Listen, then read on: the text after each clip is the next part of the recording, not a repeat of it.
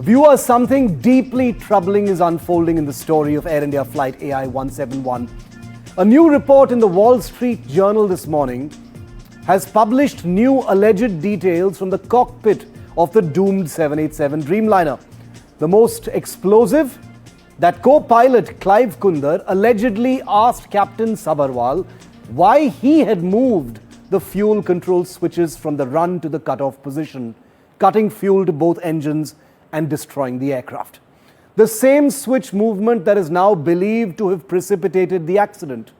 Kundar, the pilot flying, reportedly expressed shock and panic. Sabharwal, the pilot monitoring, remained calm. This is what has been reported by the Wall Street Journal.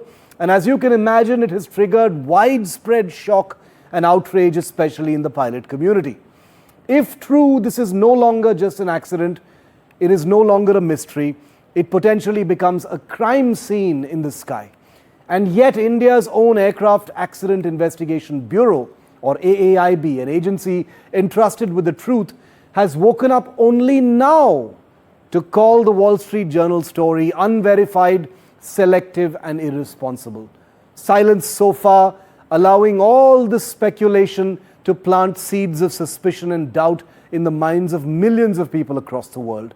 Strange words from an organization that's released a preliminary report so vague and carefully worded, it's become a runway for speculation rather than a path to clarity.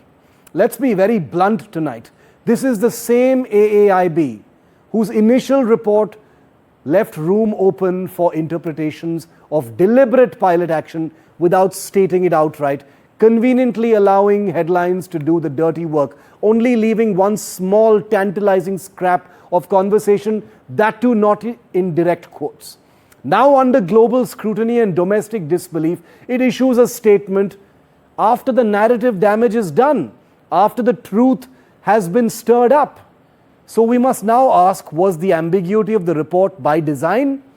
Is the system simply sluggish, or is it unprepared? Or is there a deeper interest in framing this tragedy as a clean case of human deliberate action and then simply moving on? Because if what the Wall Street Journal has reported is true, this isn't just about the pilots. It's about oversight, training, mental health, cockpit dynamics, and yes, potential culpability.